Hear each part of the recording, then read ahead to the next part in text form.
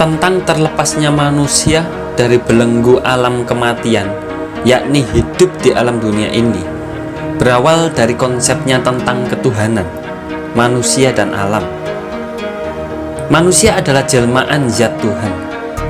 Hubungan jiwa dari Tuhan dan raga berakhir sesudah manusia menemui ajal atau kematian duniawi. Sesudah itu manusia bisa manunggal dengan Tuhan dalam keabadian. Pada saat itu semua bentuk badan wadak atau jasad atau kebutuhan jasmaniah ditinggal karena jasad merupakan barang baru yang dikenai kerusakan dan semacam barang pinjaman yang harus dikembalikan kepada yang punya, yaitu Tuhan sendiri. Terlepas dari ajaran Siti Jenar yang sangat ekstrim memandang dunia sebagai bentuk penderitaan total yang harus segera ditinggalkan, rupanya terinspirasi oleh ajaran seorang sufi dari Baghdad, Husain Ibnu Al-Halad, yang menolak segala kehidupan dunia. Hal ini berbeda dengan konsep Islam secara umum yang memandang hidup di dunia adalah khalifah Tuhan.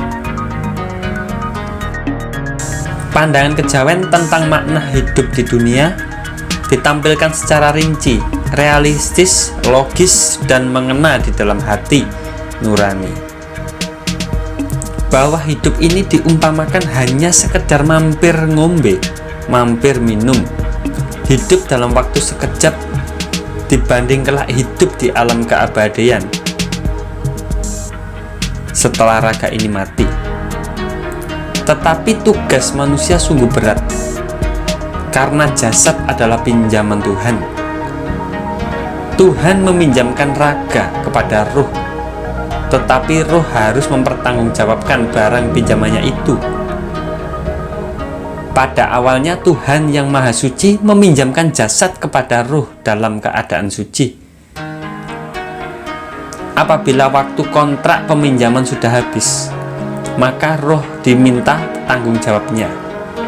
Roh harus mengembalikan jasad pinjamannya dalam keadaan yang suci seperti semula. Roh dengan jasadnya diizinkan Tuhan turun ke bumi, tetapi dibebani tugas, yakni menjaga barang pinjaman tersebut agar dalam kondisi baik dan suci setelah kembali kepada pemiliknya, yakni Gusti ingkang akarya jagat.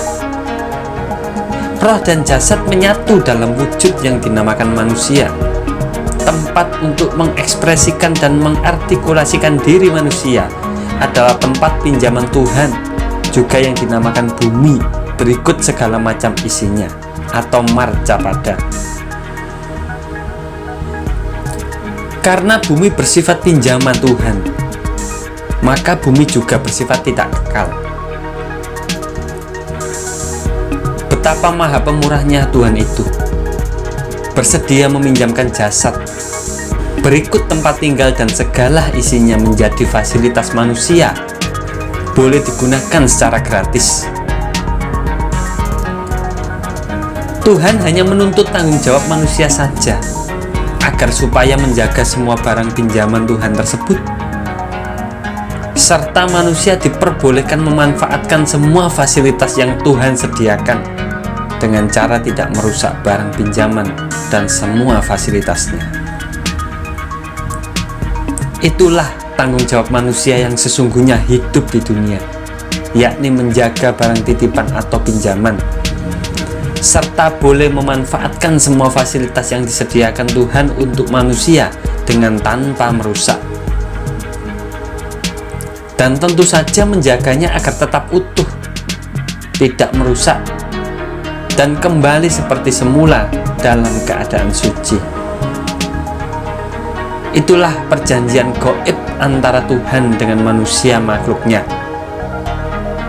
Untuk menjaga klausul perjanjian tetap dapat terlaksana, maka Tuhan membuat rumus atau aturan main yang harus dilaksanakan oleh pihak peminjam, yakni manusia. Rumus Tuhan ini yang disebut pula sebagai kodrat Tuhan. berbentuk hukum sebab akibat. Pengingkaran atas isi atau klausul kontrak tersebut berupa akibat sebagai konsekuensi logisnya. Misalnya, keburukan akan berbuah keburukan, kebaikan akan berbuah kebaikan pula. Barang siapa menanam, maka mengetam. Perbuatan suka memudahkan akan berbuah sering dimudahkan.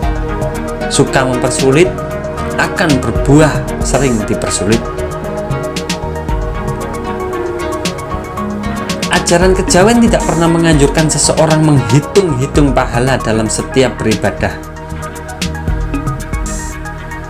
Bagi kejawen, motivasi beribadah atau melakukan perbuatan baik kepada sesama bukan karena tergiur surga.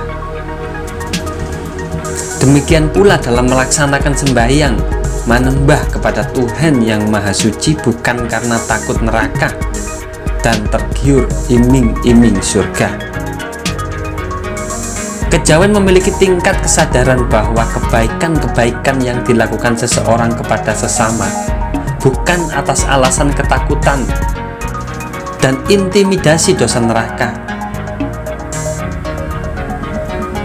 melainkan kesadaran kosmik bahwa setiap perbuatan baik kepada sesama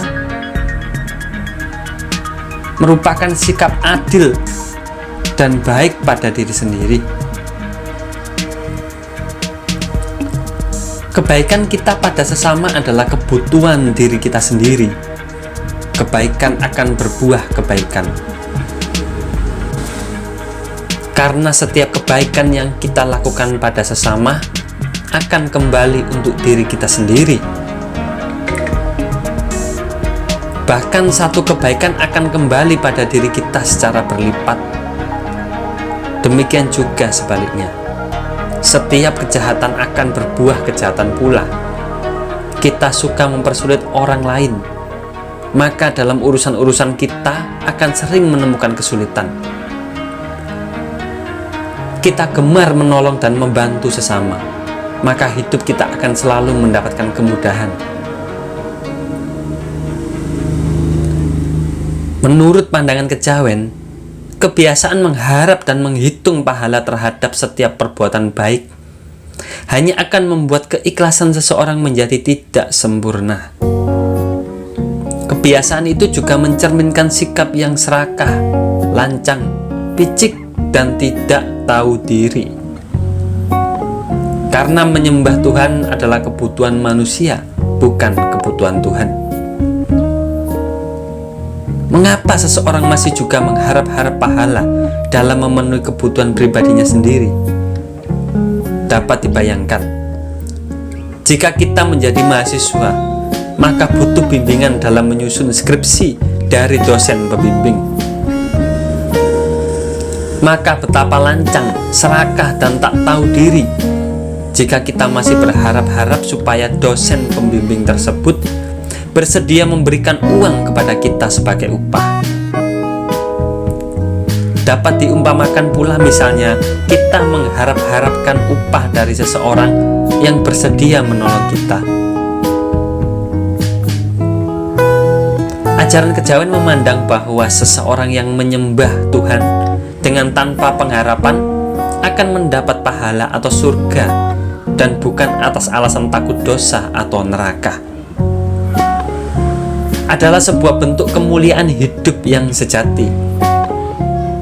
Sebaliknya, menyembah Tuhan berangkat dari kesadaran bahwa manusia hidup di dunia ini selalu berhutang kenikmatan dan anugerah dari Tuhan.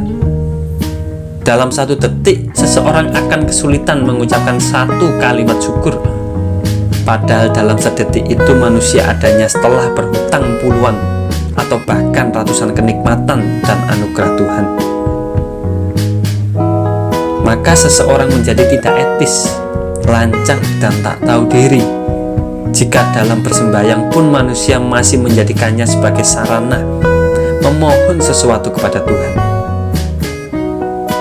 Tuhan tempat meminta, tetapi manusialah yang tak tahu diri, tiada habisnya meminta-minta. Dalam sikap demikian, ketenangan dan kebahagiaan hidup yang sejati akan sangat sulit didapatkan. Sembahyang tidak lain sebagai cara mengungkapkan rasa berterima kasihnya kepada Tuhan. Namun demikian, ajaran kejawen memandang bahwa rasa syukur kepada Tuhan melalui sembahyang atau ucapan saja tidaklah cukup, tetapi lebih utama harus diartikulasikan dan diimplementasikan ke dalam bentuk tindakan atau perbuatan baik kepada sesama dalam kehidupan sehari-hari. Jika Tuhan memberikan kesehatan kepada seseorang, maka sebagai wujud rasa syukurnya orang itu harus membantu dan menolong orang lain yang sedang sakit atau menderita. Itulah pandangan yang menjadi dasar kejawen, bahwa menyembah Tuhan dan berbuat baik pada sesama bukanlah kewajiban atau perintah yang datang dari Tuhan, melainkan diri kita sendiri yang mewajibkan.